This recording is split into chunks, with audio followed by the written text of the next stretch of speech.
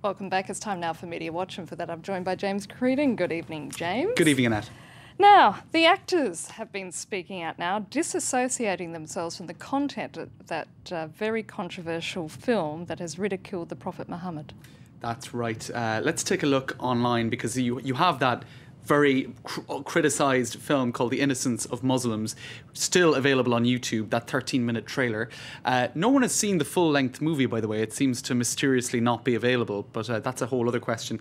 In any case, the actors have been speaking out, and one by the name of Cindy Lee Garcia has told the website Gawker. She said, look, I thought the name of the film was Desert Warriors. I thought it was about life in Egypt 2,000 years ago. Islam came about more recently than that. So it's a bit weird, given that the public understanding of this film is that it was about the Prophet Muhammad and his, being a very naughty man, etc., etc. So in any case, she also said that when we hear her saying Muhammad in the movie, she was actually saying Master George. Now, how strange is that, right?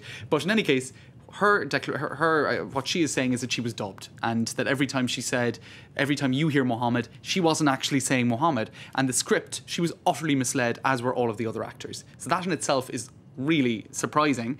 And secondly, of interest, she said that this Sam Basile guy, who claims to have directed the movie and who spoke to the Wall Street Journal and he spoke to Associated Press, that who claimed to be Israeli, that in fact he said he was Egyptian to the cast of this film, and that he was heard speaking in Arabic to other people around the set. So that doesn't fit with his own story. And you can sort of understand why the actors have come out and said that, because their lives are now in danger as a result of being associated with that project. Now, what do we know more about this supposed director, Sam Basile, which, if you had a bit of a play on the words, could actually mean something else, couldn't it? That's it. This is it. And indeed, imbecile, he's been called that quite a bit. It could be probably understood as other things too. This guy, Nakula Basli Nakula, he was tracked down by Associated Press, who had originally interviewed the so-called Sam Basile character.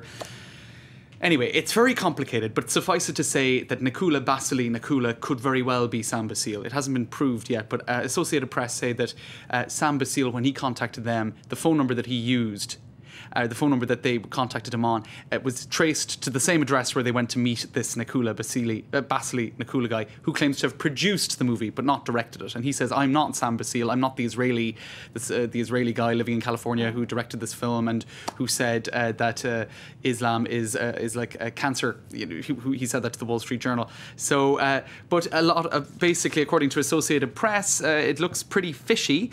And he has admitted that he managed and produced essentially the movie. He also is a Coptic Christian and says that Sam Basile, who one would suppose could well be him, that Sam Basile supported the concerns of Christian Copts about their treatment by Muslims.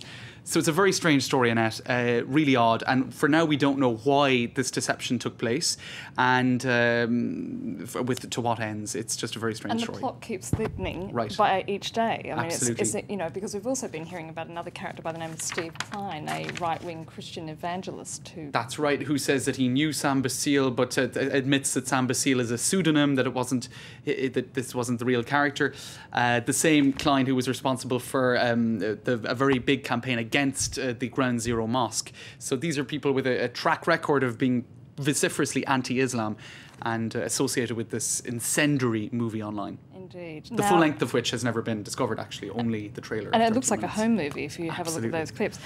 Changing tune to the launch of the iPhone 5 and a report that coincides with this launch, of course, putting the spotlight on the horrific conditions for those who work inside the factories that make the iPhone, the iPad and numerous other electronic products. That's right. It's called Foxconn. It's a company that is making billions from companies like Apple, Kindle as well, the Kindle. They produce a lot of these gadgets in the West that we associate with American companies are produced in China by Foxconn. Now, this woman, a female journalist, I think she was female in any case, for the Shanghai Evening Post, got into Foxconn's factory at Tai Taiyuan, where the iPhone 5 was being produced. In any case, she lasted 3 days after the initial 7-day training period. Couldn't stick the working conditions. Let's show you a couple of the photos here, Annette, on of pretty appalling working conditions. Actually, you can see the Foxconn factory there,